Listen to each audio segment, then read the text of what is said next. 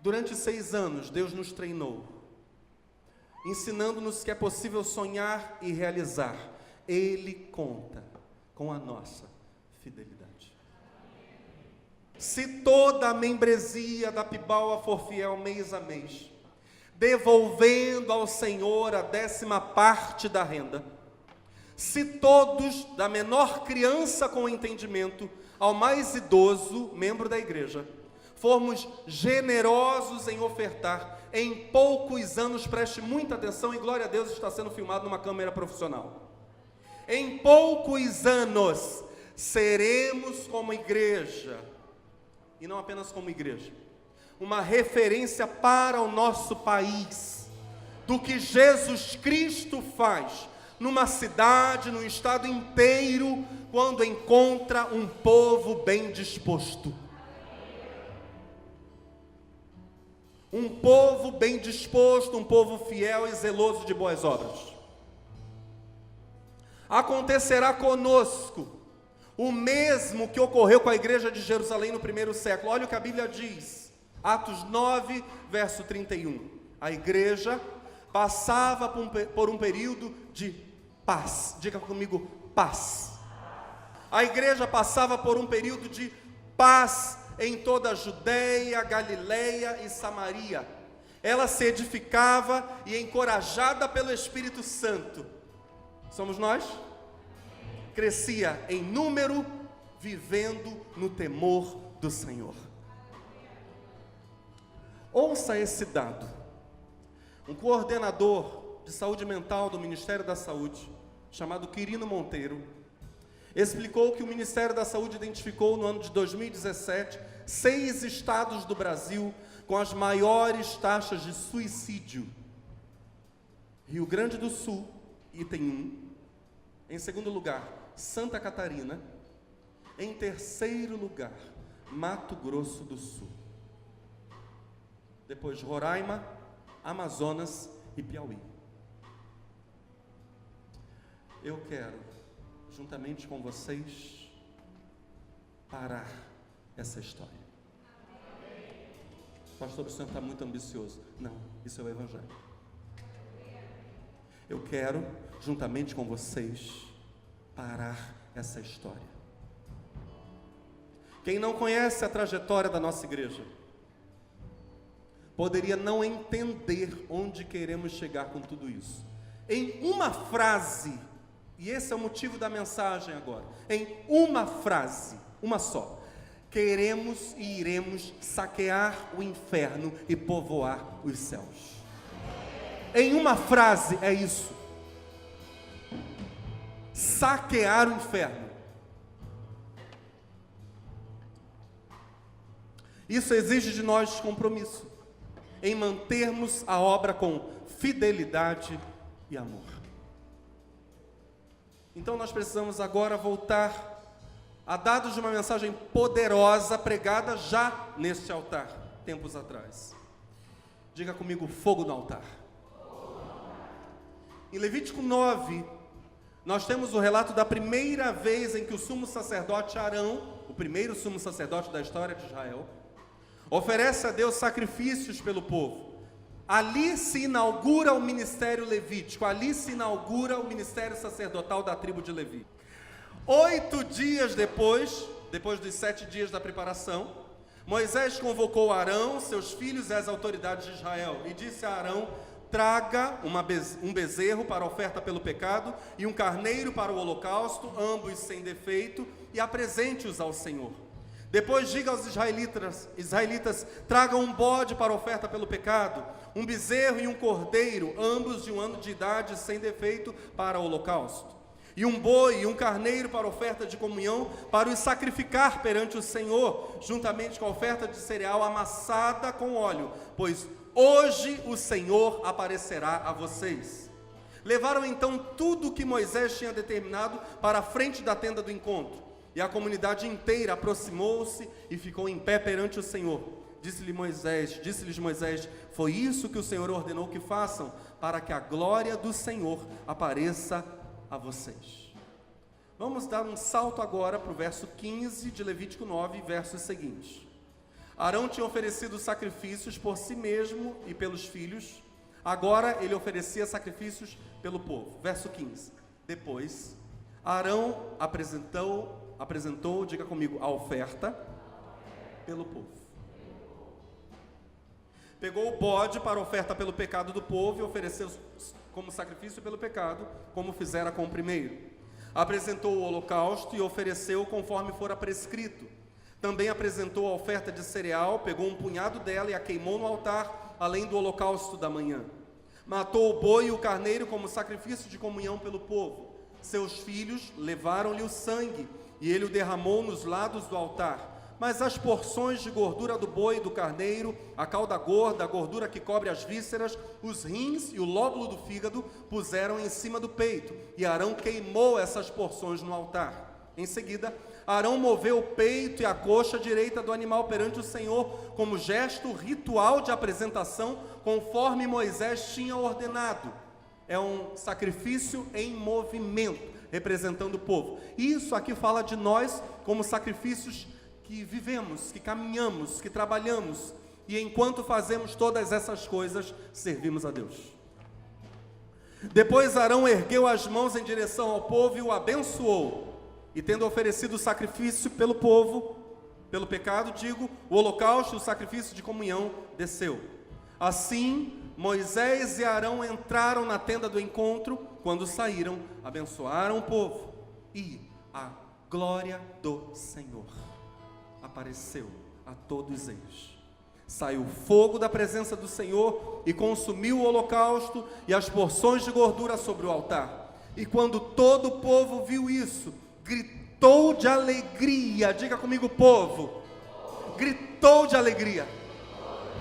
O povo gritou de alegria e prostrou-se. Vocês sabem como é a posição de prostração, é rosto no chão. Prostrou-se, rosto em terra. Nesse período da história, em que se praticava a troca de bens, era o escambo, não havia papel moeda, nesse momento da história não, nesse momento da história em que se praticava escambo, era muito fácil identificar no bem trocado, ou no bem que se ia trocar, o suor de quem possuía aquele tal bem. Os bens diretamente representavam o trabalho de uma pessoa. Está dando para entender? Era muito fácil visualizar o esforço de alguém nos bens que a pessoa iria trocar, negociar. O animal, que também seria agora apresentado em oferta ao Senhor, era muito fácil identificado como um símbolo do esforço, do cuidado, do tratamento dado pelo seu proprietário.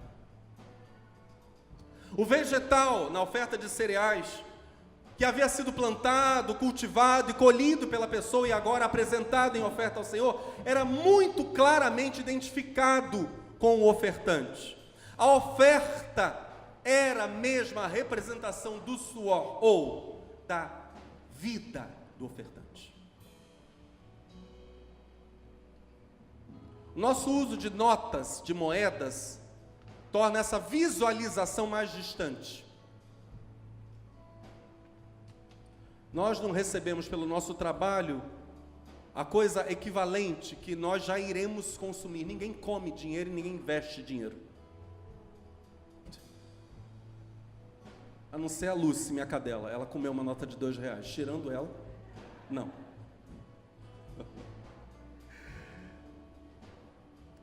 Nós recebemos algo representativo. O dinheiro ele tem um valor representativo, de substituição. Quando o povo, aqui eles têm algo muito claro, quando eles apresentam os animais em oferta ao Senhor, e desce fogo do Senhor consumindo o holocausto, o texto diz que eles gritam ou seja, nós que estamos sendo representados pela oferta, fomos aceitos. É isso que está dito aqui. O fogo de Deus vem sobre Israel. Eles são aceitos e abençoados. Meus irmãos, ainda que a nossa identificação seja um pouquinho mais difícil, mas moedas e papel ainda representam o nosso esforço, o nosso suor, o nosso trabalho.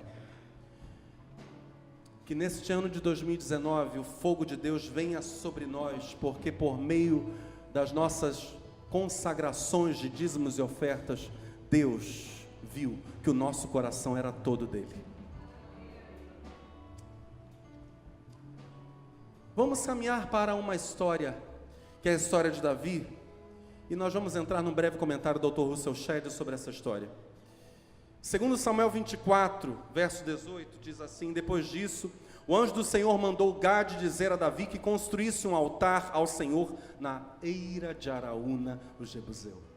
Davi foi para lá em obediência à palavra que Gade havia falado em nome do Senhor. Araúna estava debulhando trigo. Virando-se, viu o anjo, e ele e seus 4 filhos que estavam com ele se esconderam. Nisso chegou Davi, e quando Araúna o viu, saiu da eira e prostrou-se diante de Davi, rosto em terra. E Davi lhe pediu: ceda-me o terreno da sua eira, para eu construir um altar em honra ao Senhor, para que cesse a praga sobre o povo. Venda-me o terreno por preço justo. Mas Araúna disse a Davi: Davi era o rei de Israel, considera o teu. Araúna era um súdito.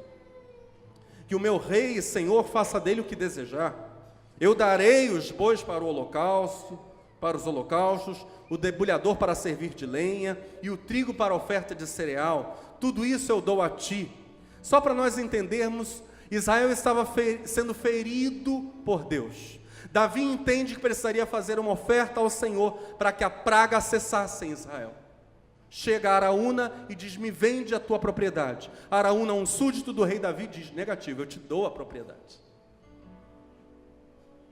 O rei Davi, porém, respondeu a Araúna, e eu peço que você repita essa fala comigo: não. Davi diz: não. Faço questão de pagar o preço justo. Não darei ao Senhor aquilo que pertence a você, nem oferecerei um holocausto que não me custe nada. Eu não vou fazer isso. Eu vou oferecer algo ao meu Deus. Isso tem que custar algo para mim. Então Davi pagou a Araúna, olha só o valor: 7,2 kg de ouro pelo terreno. E Davi edificou ali um altar ao Senhor, e ofereceu holocaustos e sacrifícios de comunhão. Davi invocou o Senhor, e o Senhor lhe respondeu com fogo que veio do céu sobre o altar de holocaustos. O Senhor ordenou ao anjo que pusesse a espada na bainha. A praga cessou. Dr. Russell Shedd, nosso saudoso e querido Dr. Russell Shedd, comenta essa atitude de Davi, afirmando que Davi nem deu sobra, nem esmola, mas uma fortuna. Na verdade, uma fortuna até maior do que o valor do terreno. Esse era o mesmo lugar em que, historicamente, Abraão, muitos séculos antes, sacrificou, porque não precisou matar, Deus o parou, mas ele sacrificaria em obediência ao Senhor. Sacrificou o seu filho Isaque.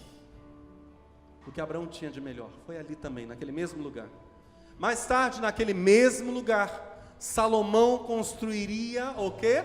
O templo. Abraão sacrificou naquele lugar. Davi comprou aquele terreno para oferecer holocaustos e cessar a praga em Israel. Mais tarde, Salomão ali constrói o templo. O lugar do templo, preste muita atenção, estava sendo santificado com ofertas.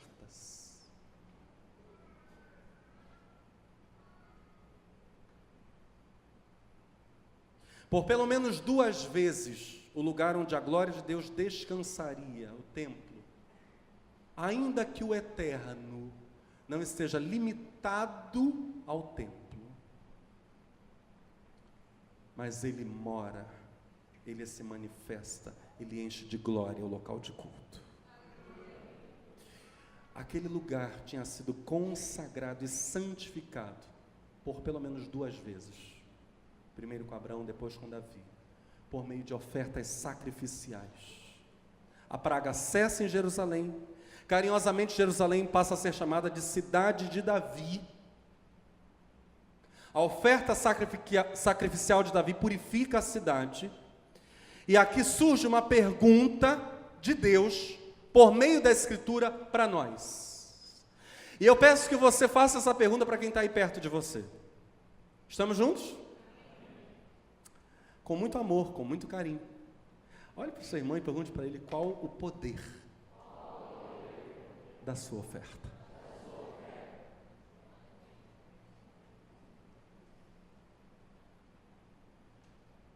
A oferta de Davi faz a praga cessar. A oferta de Abraão faz com que ele seja chamado de amigo de Deus. E a nossa? Qual o peso que ela tem no mundo espiritual?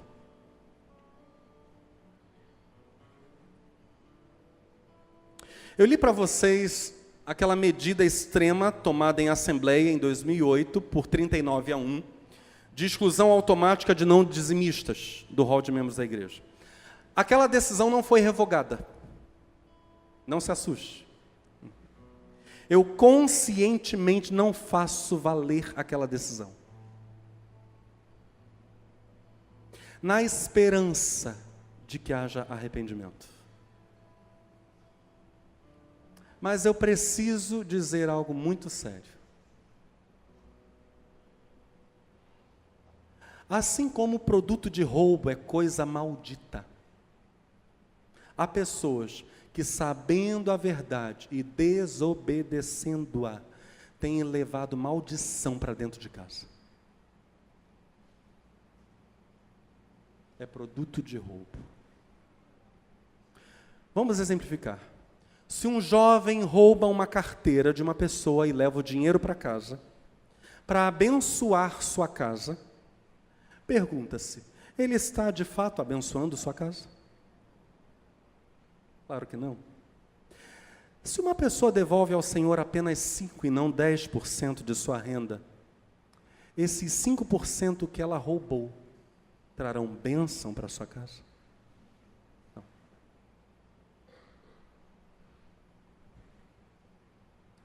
Há pais que estão semeando ruína na vida de seus filhos. Eu, como pai, não posso fazer isso. Eu me nego. Você também, né, amor? Eu me nego a agir assim. É possível a um pai, a uma mãe, levar maldição para a vida dos filhos.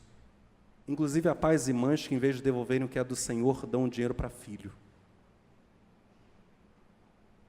É produto de roubo, entregando para outro. Olha isso. É possível a um pai ou a uma mãe amaldiçoar em vez de abençoar. Aliás, a lei diz exatamente isso, né? Moisés estaria de pé, com as mãos levantadas, com a direita ele abençoaria, com a esquerda ele amaldiçoaria o povo. Não faça isso. Pare com isso, em nome de Jesus. Deus é o maior trabalhador, no dizer de Jesus. Nossos dízimos e ofertas são um tributo que lhes são devidos. Isso é dele. Não leve produto de roubo para casa, não faça isso, isso não é bênção. Jesus diz em João 5,17, meu Pai trabalha até agora e eu trabalho também. Diga comigo, Deus trabalha.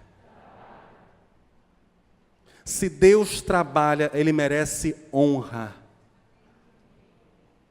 Digno é o trabalhador do seu salário. Meu Deus. Salmo 96, verso 8. Deem ao Senhor a glória devida ao seu nome. E entrem nos seus átrios trazendo ofertas. Olha o que a Bíblia está dizendo que é a glória devida ao nome de Deus, hein? Paralelismo hebraico aí. Vamos falar isso juntos?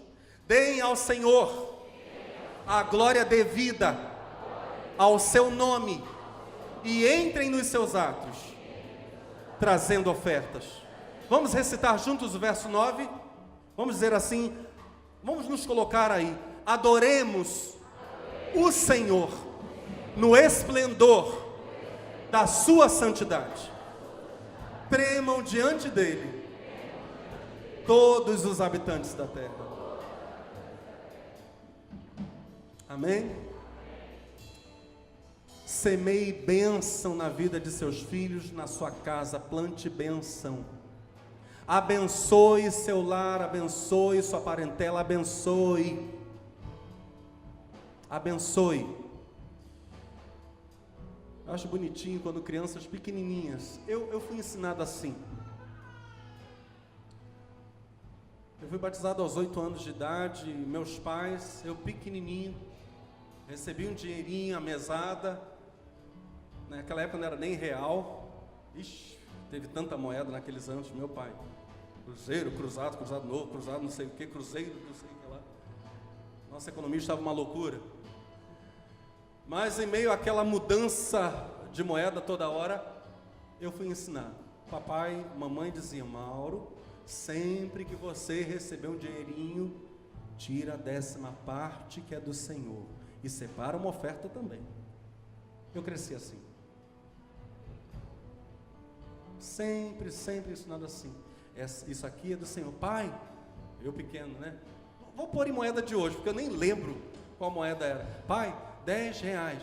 Quanto que é de Deus? Mauro, 1 real é do Senhor e oferta. E a oferta é contigo. Assim eu fui ensinando. Mas vamos avançar e concluir. Meus irmãos, 1 Reis 18, 21 a 23, Elias dirigiu-se ao povo e disse: até quando vocês vão vacilar, ou vão oscilar, digo, para um lado e para o outro? Se o Senhor é Deus, sigam-no. Mas se Baal é Deus, sigam-no. O povo, porém, nada respondeu. Ninguém quis se comprometer. Disse então Elias: eu sou o único que restou dos profetas do Senhor, mas Baal tem 450 profetas. Tragam 2 novilhos, escolham eles um, cortem-no em pedaços e o ponham sobre a lenha, mas não acendam fogo. Eu prepararei o outro novilho e o colocarei sobre a lenha, e também não acenderei fogo nela. Então Elias disse a todo o povo: aproximem-se de mim. O povo aproximou-se, e Elias reparou o altar do Senhor que estava em ruínas. Depois apanhou, diga comigo, 12 pedras. Apanhou 12 pedras, uma para cada tribo dos descendentes de Jacó, a quem a palavra do Senhor tinha sido dirigida, dizendo-lhe: seu nome será Israel. Com as 5 pedras construiu um altar em honra ao nome do Senhor, e cavou ao redor do altar uma valeta na qual poderiam ser semeadas 2 medidas de sementes. Depois arrumou a lenha, cortou o novilho em pedaços e o pôs sobre a lenha. Então lhes disse: encham de água 4 jarras grandes e derramem-na sobre o holocausto e sobre a lenha. Façam-no novamente, disse ele, e eles o fizeram de novo. Estão jogando água aonde, gente? Está estranho isso aqui, hein? Façam-no pela 3ª vez, ordenou, e eles o fizeram pela 3ª vez. Será que Elias estava confundindo água com gasolina? Eu nunca vi ninguém meter água para fazer fogueira. A água, verso 35, escorria do altar, chegando a encher a valeta. A hora do sacrifício, ou seja, 3 da tarde, o profeta Elias colocou-se à frente do altar e orou: ó Senhor, Deus de Abraão, de Isaque e de Jacó, que hoje fique conhecido que tu és Deus em Israel, e que sou teu servo, e que fiz todas estas coisas por ordem tua. Responde-me, ó Senhor, responde-me, para que este povo saiba que tu, ó Senhor, és Deus e que fazes o coração deles voltar para ti.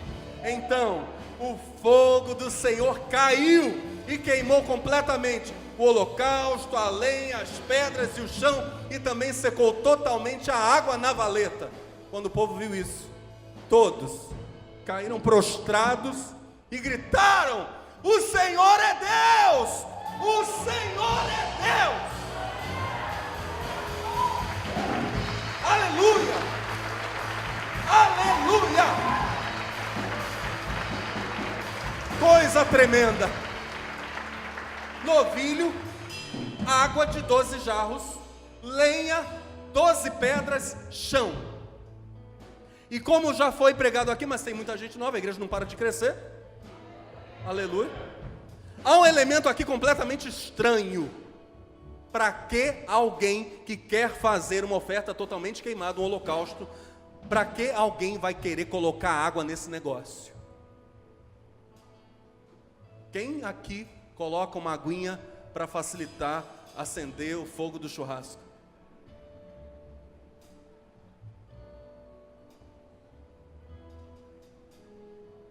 Tem sentido? A água, todos sabemos, é inimiga natural do fogo. Ela não é bem-vinda num holocausto.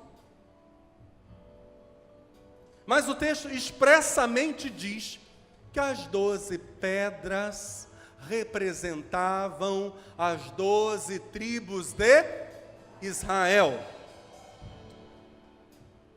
O derramamento de 12 jarros de água sobre o holocausto não poderia representar outra coisa, senão de novo Israel. Com esse gesto, o profeta Elias estava denunciando o problema. Preste atenção. A idolatria de Israel que precisava ser banida, queimada, era a água na oferta. Era a coisa estranha que se opunha ao fogo de Deus.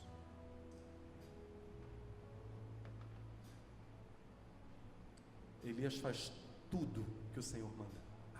12 jarros d'água. Israel está fazendo isso com culto. Em vez de botar mais lenha para o culto incendiar, Israel está metendo água com o seu paganismo. Mas a obediência de Elias é total e a obediência do profeta soluciona o problema. A ação de Elias vai trazer o fogo de Deus. E o povo vai cair prostrado gritando: o Senhor é Deus, o Senhor é Deus. Preste atenção. Há uma porção de autoridade. A Bíblia está dizendo isso aqui para nós. Que só é alcançada quando Deus encontra alguém que faz o sacrifício.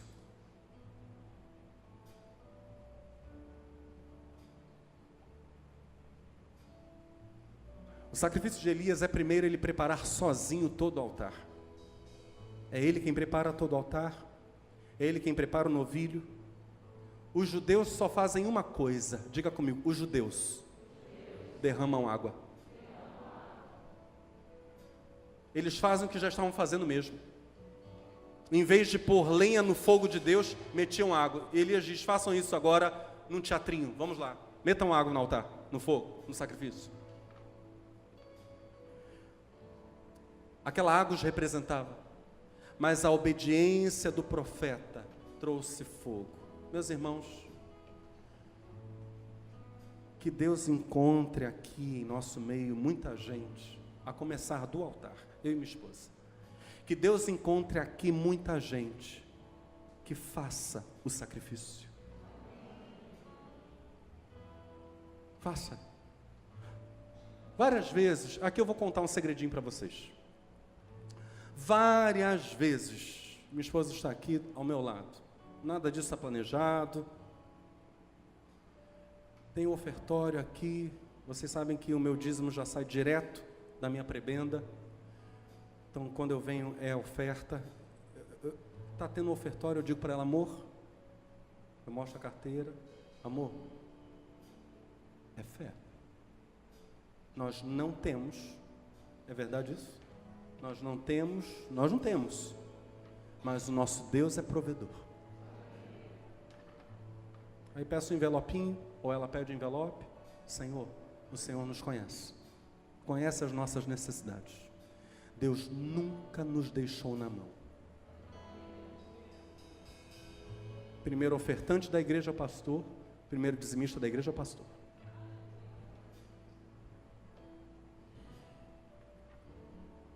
Há uma porção de autoridade. Nossa igreja tem 104 anos. É uma igreja séria, é uma igreja histórica, mas seriedade nada tem a ver com frieza.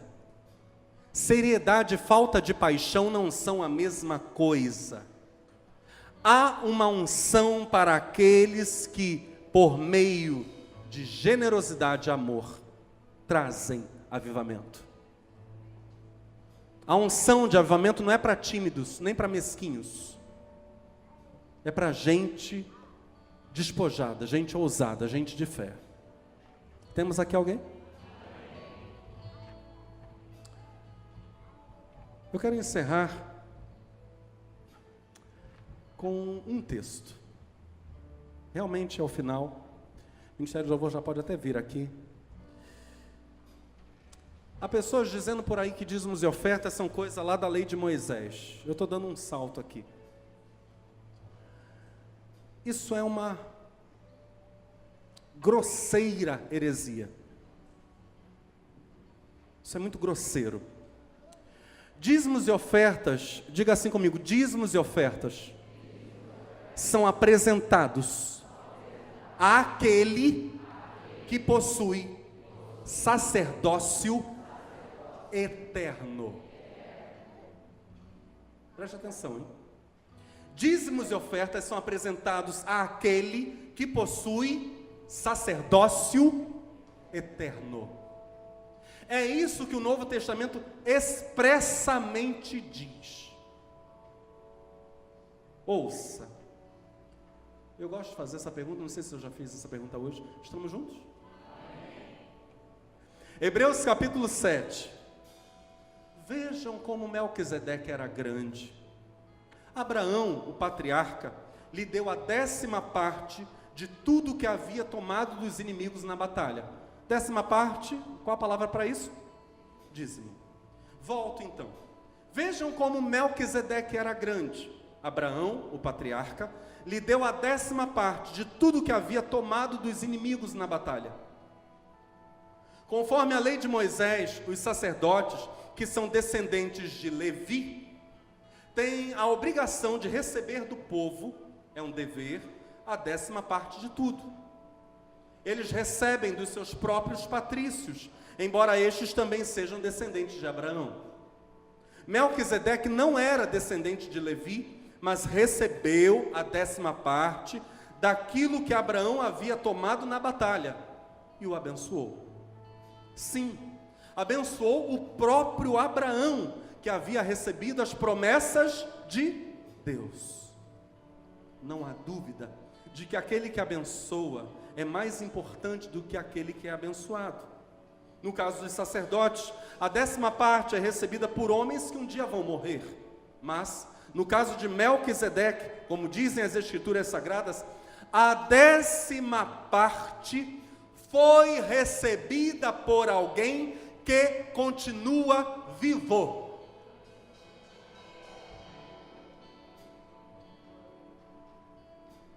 Melquisedeque, então, é figura de Cristo diante de Abraão. Abraão, numa era pré-mosaica, antes da lei, está apresentando os dízimos para Melquisedeque, representante legítimo, figura, no Novo Testamento, do próprio Cristo.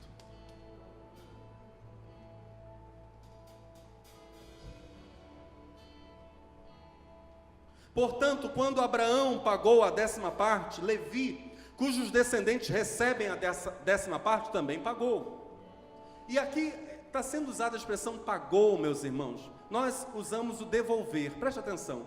Aqui está sendo usado propositalmente o pagou, porque é um dever moral.